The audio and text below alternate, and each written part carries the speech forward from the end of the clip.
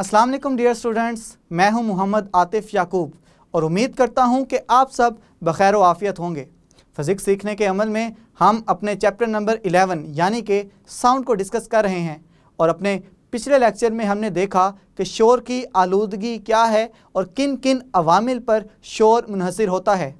आज मज़ीद एक कदम आगे बढ़ाएंगे और देखेंगे कि अगर हम नाखुशगवार साउंड को कम करना चाहते हैं, उसको ख़त्म करना चाहते हैं, तो उसके लिए हम किस किस तरीके को इस्तेमाल करते हैं। और स्टूडेंट्स, इस तरीके को नाम दिया जाता है सोती निगहबानी का।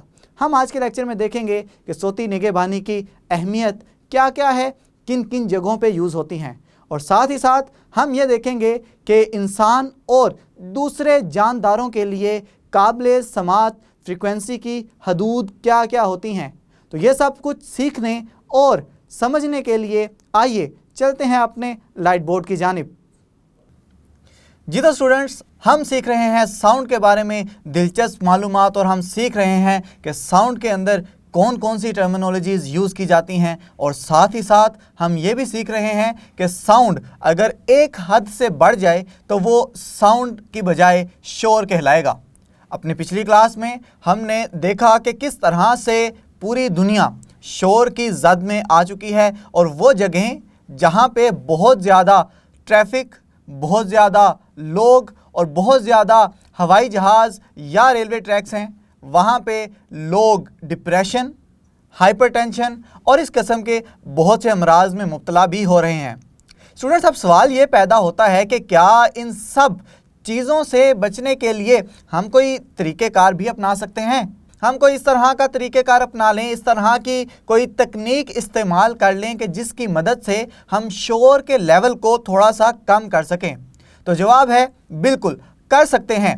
हम शोर के लेवल को कम करने के लिए जिस तरीक़ेकार को अपनाते हैं स्टूडेंट्स, उसे हम कहते हैं सोती निगहबानी, और अगर इंग्लिश में इसे कहा जाए तो हम इसे कहते हैं अकूस्टिक्स। स्टूडेंट्स, ये अकूस्टिक्स की अहमियत आप समझ चुके होंगे कि क्यों हमारी रोज़मर्रा की ज़िंदगी में अहम है, लेकिन इसके फ़वाइद के साथ साथ इसके कुछ नुकसानात भी हैं। हम अभी इस सारी डिस्कशन को बड़ी डिटेल के साथ डिस्कस करेंगे, लेकिन उससे पहले मैं आपके लिए लाया हूँ एक बहुत इंटरेस्टिंग सी मालूमात।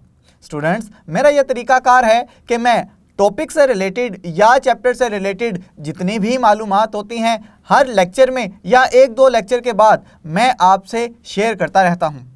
स्टूडेंट्स, आज की जो है मालूमात है वो ये कि आपने अक्सर ये ज़रबुल मिसल यानी प्रोवर्ब सुनी होगी कि ब्लाइंड एज बैट यानी चमगाडर की तरह अंधा। स्टूडेंट्स, आपको भी यही लगता होगा कि चमगाडर तो अंधी होती हैं, इन्हें कुछ नज़र नहीं आता, लेकिन स्टूडेंट्स चमगाडर देख सकती हैं। जी हाँ, जिस तरह से मैंने आपको बताया था कि आप साउंड वेव्स को देख सकते हैं, इसी तरह चमगाडर बग़ैर किसी डिवाइस के, बग़ैर किसी आले की मदद से, साउंड वेव्स की मदद से देख सकती हैं। स्टूडेंट्स, किस तरह से देख सकती हैं? इस तरीक़ेकार को हम नाम देते हैं सोनार का। सोनार में वो क्या करती हैं, वो अपने मुंह से किसी ख़ास किस्म की साउंड वेव्स निकालती हैं। साउंड वेव्स सामने पड़े ऑब्जेक्ट से टकराती हैं और टकराने के बाद उनके कानों में पड़ती हैं। स्टूडेंट्स, हर जगह से टकराने के बाद एक ख़ास किस्म का पैटर्न उनके कानों में रिफ्लेक्ट होके जाता है, जिसकी मदद से वो अपने दिमाग में एक ऐसा इमेज बना लेती हैं कि उनको सामने पड़ी हुई रुकावट नज़र आना शुरू हो जाती है। और स्टूडेंट्स, इसी की मदद से वो अपने शिकार तक भी पहुंच सकती हैं, और शिकार तक इस तरह से भी पहुंच सकती हैं कि अगर शिकार दौरान फ़्लाइट अपनी जो पोजीशन है, अपनी मोशन है, वो चेंज भी करता जाए तो वो उसको भी बार बार साउंड वेव्स अपने मुंह से निकालती जाएंगी। साउंड वेव्स उस शिकार से रिफ्लेक्ट होने के बाद इनके कानों में पड़ती जाएंगी और उनकी चेंज होने वाली जो पोजीशन है, तब्दील होने वाली जो पोजीशन है, वो उसके ज़रिए अपने शिकार तक बाआसानी पहुंच सकती हैं।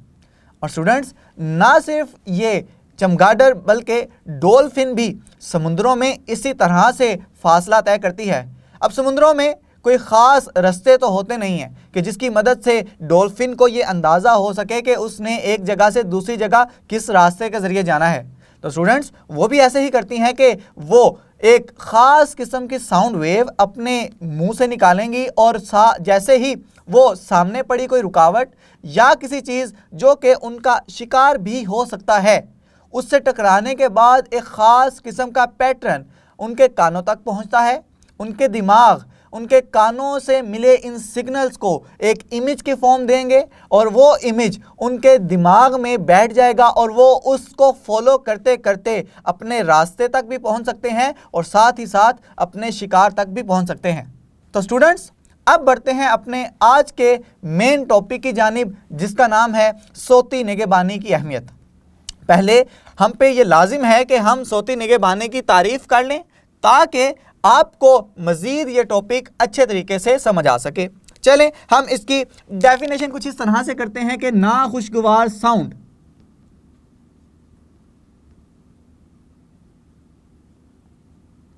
को नरम और मसामदार सतह पे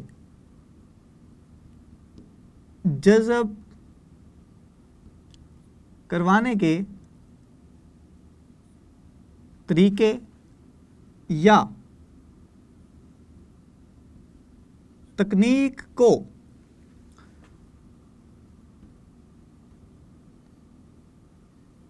सोती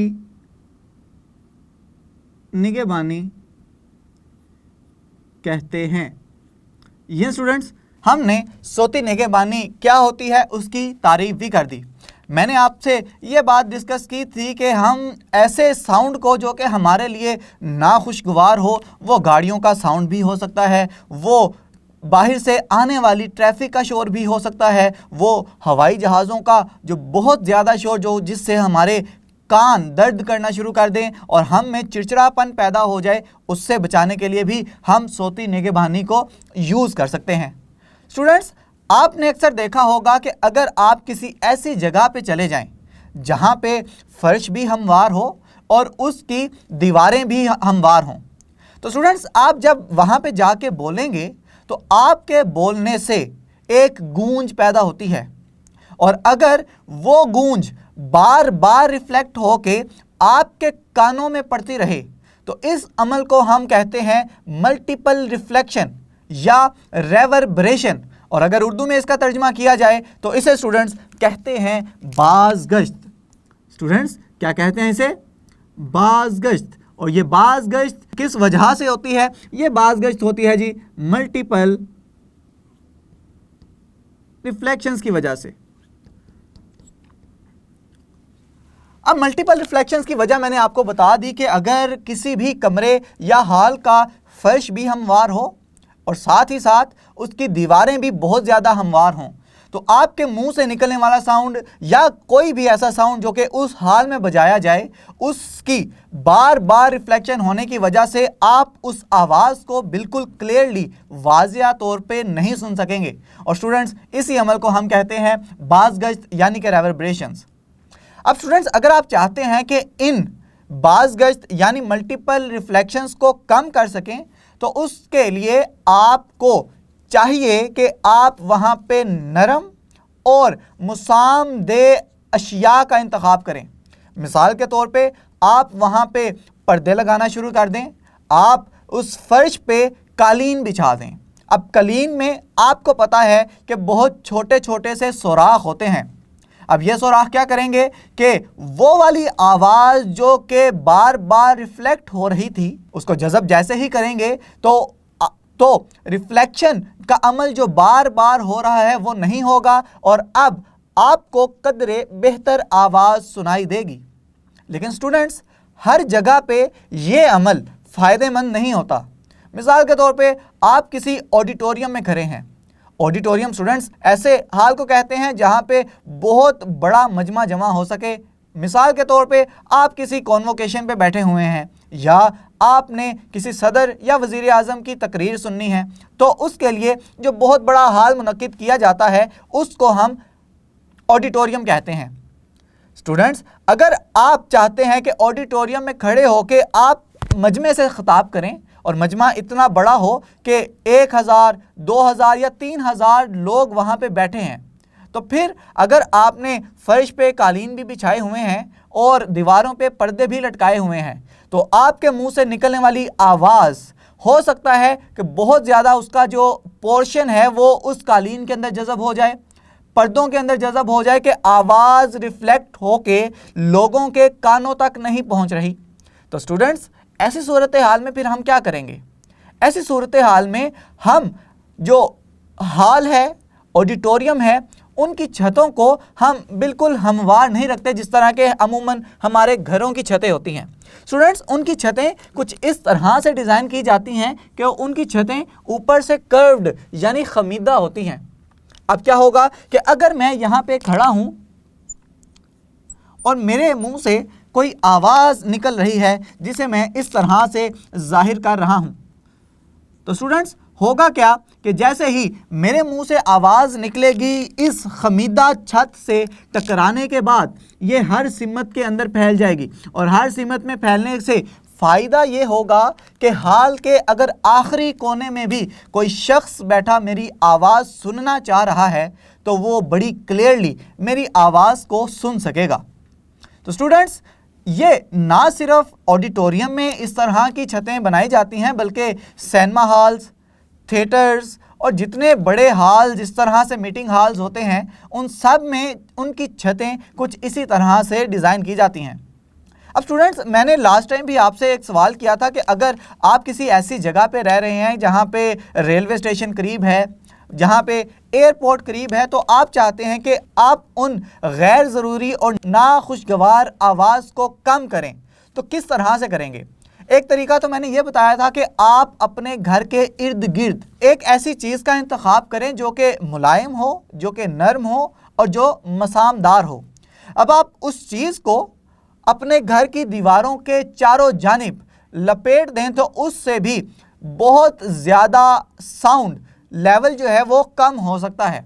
लेकिन स्टूडेंट्स, मैंने इसके फ़वाइद के साथ साथ नुकसानात भी बताए थे कि इससे जो बाहर से आने वाले परिंदों की चहचहाहट है, जो खुशगवार साउंड्स हैं, या आपके साथ कोई बहुत अहम गुफ्तगू कर रहा है तो हो सकता है उसकी ये अहम गुफ्तगू और परिंदों की चहचहाहट और जितने भी खुशगवार साउंड हैं वो भी आप तक नहीं पहुंच पाएंगे। तो स्टूडेंट्स, उम्मीद करता हूं कि सौती निगहबानी की अहमियत आपको बड़े अच्छे तरीके से समझ आई होगी, और जो मैंने मज़ीद आपके साथ अहम मालूमात शेयर की आप उनको भी समझने के काबिल हो गए होंगे। मैंने आपको बता तो दिया कि ऑडिटोरियम में अगर आप किसी मजमे से खिताब कर रहे हैं तो आप किस तरह से उसकी छतों को खमीदा करेंगे, और साथ ही साथ आप एक और काम कर सकते हैं कि आप वहाँ पे किसी साउंड बोर्ड का इंतखाब करें। स्टूडेंट, ये साउंड बोर्ड क्या करेगा? ये साउंड बोर्ड अगर आपने स्टेज से पीछे रखा हुआ है तो अब चूंकि मेरी निकलने वाली आवाज़ सामने बैठी ऑडियंस को भी जा रही है, सामने बैठे मजमे को भी जा रही है, और मेरी आवाज़ का कुछ हिस्सा बैक स्टेज भी जा रहा होगा। अब मैं चाहता हूं कि जो आवाज़ मेरी बैक स्टेज पे जा रही है वो ज़ाया होने से बच जाए। तो स्टूडेंट्स, मैं वहां पे क्या करूंगा? मैं वहां पे एक साउंड बोर्ड रख दूंगा। स्टूडेंट, ये साउंड बोर्ड कुछ इस तरह से दिखाई देता है, बिल्कुल इस तरह से।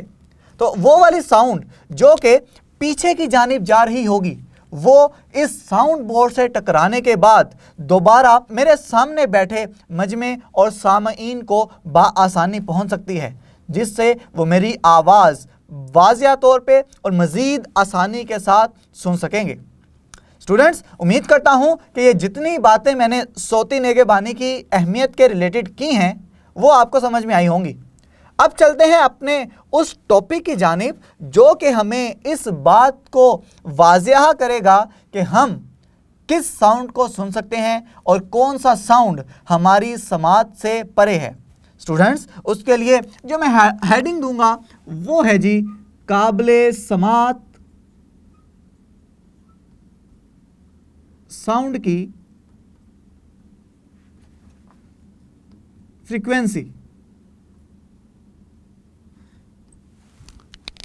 स्टूडेंट्स, फ्रीक्वेंसी का लफ्ज़ दोबारा आ गया। अब फ्रीक्वेंसी हम जानते हैं कि वेव्स के साथ एसोसिएटेड होती है, फ्रीक्वेंसी को हम इस तरह से बयान करते हैं कि फ्रीक्वेंसी किसी एक सेकंड में पैदा होने वाली वेव्स की तादाद को कहते हैं। स्टूडेंट्स, अब काबिले समात का मतलब है ऐसी आवाज़ें जो हम सुनने के काबिल हैं। अब हमने इंटेंसिटी की टर्म्स में तो इसे देख लिया था। हमने ये देखा था कि इंसानी कान कम से कम वाली इंटेंसिटी है वो 10 की ताकत -12 वाट पर मीटर स्क्वायर की आवाज़ों को सुन सकता है और ज़्यादा से ज़्यादा वो 1 वाट फी मुरब्बा मीटर की आवाज़ को सुन सकेगा। लेकिन अगर हम फ्रीक्वेंसी की ज़ुबान में इसकी बात करें तो देखते हैं कि इसकी हदूद क्या है। अब चूंकि हदूद रेंज कम से कम और ज़्यादा से ज़्यादा, और तो अगर आपसे इस बात की तारीफ पूछ ली जाए कि काबिले समात फ्रीक्वेंसी की हदूद से क्या मतलब है, तो आप कहेंगे कि इंसानी कान की वो रेंज जिससे वो इन फ्रीक्वेंसी को सुन सकता है जो कि काबिले समात हों। तो स्टूडेंट्स, चलें हम इसकी तारीफ भी लिख लेते हैं। तो इसकी तारीफ हम कुछ इस तरह से करेंगे कि फ्रीक्वेंसी की वो रेंज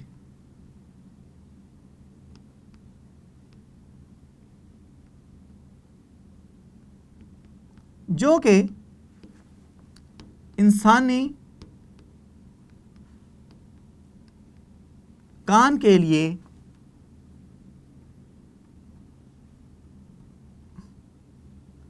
काबिले समात हो,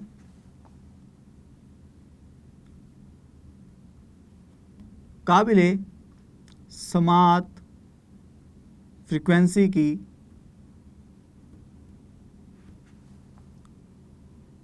हदूद कहलाती है। तो ये ना स्टूडेंट्स, मैंने फ्रीक्वेंसी की हदूद यानी कि फ्रीक्वेंसी की रेंज वो मैंने आपके सामने तारीफ लिख दी। लेकिन अब सवाल ये पैदा होता है कि वो फ्रीक्वेंसी की वो कम से कम वैल्यू कौन सी है और फ्रीक्वेंसी की वो ज़्यादा से ज़्यादा वैल्यू कौन सी है जो कि हम सुन सकते हैं। स्टूडेंट्स, हम ये देखते हैं कि इंसानी कान, लेकिन इंसानी कान कौन सा? सेहतमंद इंसानी कान।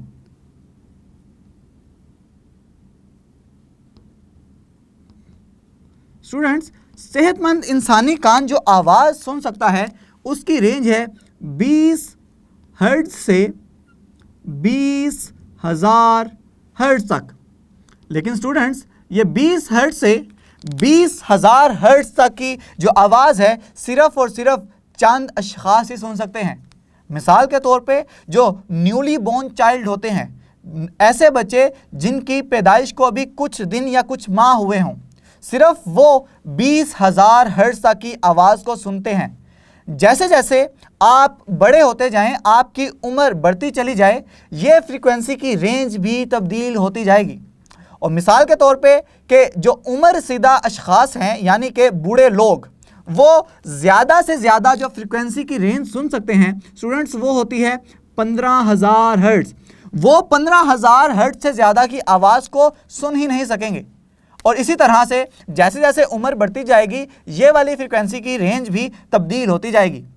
अब 20 हर्ट्ज से 20,000 हर्ट्ज का मतलब आप समझ चुके। 20 हर्ट्ज वो कम से कम आवाज़ है जो इंसानी कान समझ सकता है, सुन सकता है। 20 हर्ट्ज से अगर कम आवाज़ हो जाए तो इसका मतलब है इंसानी कान उसे महसूस नहीं कर सकता। और इसी तरह से 20,000 हर्ट्ज से ज़्यादा की अगर आवाज़ पैदा हो जाए तो इंसानी कान ना उसको महसूस कर सकेगा ना उसे सुन सकेगा। लेकिन स्टूडेंट्स, क्या सिर्फ इंसान ही आवाज़ें सुन सकते हैं? जी नहीं, यहाँ पे जितनी भी मखलूक़ात हैं दुनिया में वो सारी की सारी कोई ना कोई फ्रीक्वेंसी की रेंज है जो कि वो सुन सकते हैं। अब चंद जानवरों की या परिंदों की हम काबिले समात फ्रीक्वेंसी रेंज देखते हैं कि वो कितनी रेंज तक की आवाज़ों को सुन सकते हैं। स्टूडेंट्स, सबसे पहले फ़र्ज़ करें चमगादड़।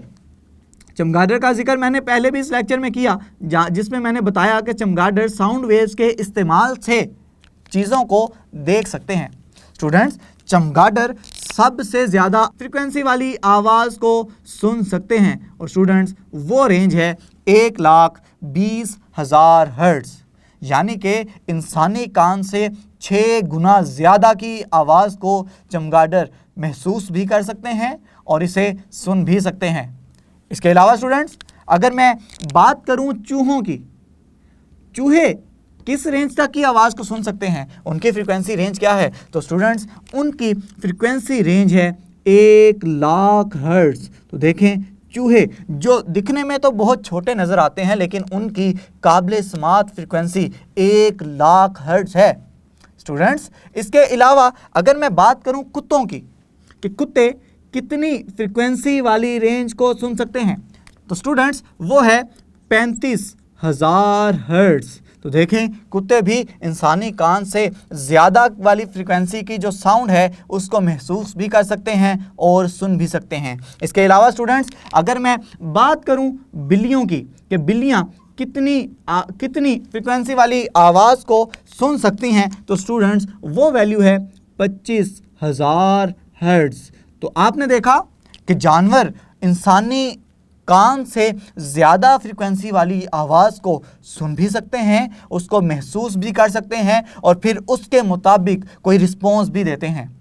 स्टूडेंट्स यहाँ पे मैंने बताया कि कुत्ते जो हैं वो 35,000 हर्ट्ज वाली फ्रीक्वेंसी की आवाज़ को भी सुन सकते हैं।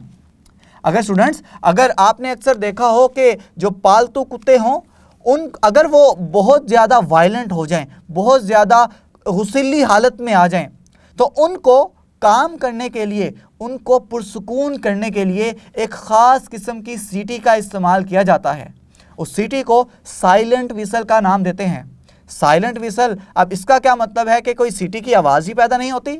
स्टूडेंट्स साइलेंट का मतलब ये है कि वो इंसानी कान के लिए साइलेंट है, क्योंकि वो जो आवाज़ पैदा करेगी वो तकरीबन 25,000 से 30,000 हर्ट्ज तक की आवाज़ पैदा करेगी। अब चूँकि इंसानी कान ज़्यादा से ज़्यादा 20,000 हर्ट्ज वाली आवाज़ को सुन सकता है, तो हम ये कहेंगे कि इंसानी कान के लिए चूँकि वो आवाज़ साइलेंट है, इस वजह से उस विसल को, उस सीटी को हम साइलेंट विसल का नाम देते हैं। और स्टूडेंट्स जैसे ही वो साइलेंट विसल ब्लो की जाती है, वो सीटी को बजाया जाता है, तो कुत्ते उस फ्रीक्वेंसी वाली साउंड को सुन के पुरसुकून हो जाते हैं, काम हो जाते हैं। स्टूडेंट्स ये जितनी भी वैल्यूज़ मैंने यहाँ पे लिखी हैं ये एमसीक्यूज़ के लिहाज से बहुत ज़्यादा अहम है। आपने इन सारी वैल्यूज़ को याद रखना है अब, क्योंकि ये इंसानी कान वाली तो बहुत ज़्यादा पूछी जाती है, एमसीक्यूज़ के अंदर भी, न्यूमेरिकल प्रॉब्लम्स के अंदर भी ये वैल्यूज़ यूज़ होंगी, लेकिन ये चमगादड़, चूहे, कुत्ते और बिल्लियों की जो काबिल समात फ्रीक्वेंसी रेंज है ये एमसीक्यूज़ में अक्सर एग्जामिनर पूछ लेते होते हैं। तो आपने इनको याद रखना है ताकि आप एग्ज़ाम में पूरे नंबर लेने के इम्कानात को मज़ीद रोशन से रोशन करते चले जाएं। उम्मीद करता हूं ये सारी बातें आपको समझ में आई होंगी। अब अपने अगले लेक्चर में हम थ्योरेटिकली इस चैप्टर को एंड करेंगे। जी तो स्टूडेंट्स आज के लेक्चर में आप सीख चुके हैं कि आप नाखुशगवार आवाज़ों को किस तरह से कम और ख़त्म कर सकते हैं। साथ ही साथ आपने ये भी देखा कि इंसान की काबिल समात फ्रीक्वेंसी 20 हर्ट्ज से 20,000 हर्ट्ज तक है। साथ ही साथ आपने चमगादड़, बिल्लियों, कुत्तों और चूहों की काबिल समात फ्रीक्वेंसी की रेंज भी देखी। उम्मीद करता हूँ आपको ये सारी बातें समझ आई होंगी। अपने आइंदा लेक्चर में हम अपने इस चैप्टर को थ्योरेटिकली ख़त्म करेंगे। तब तक के लिए अपना बहुत सा ख्याल रखें, अपने से ज़्यादा दूसरों का खुश रहें, खुशियाँ बांटें। अल्लाह हाफिज़।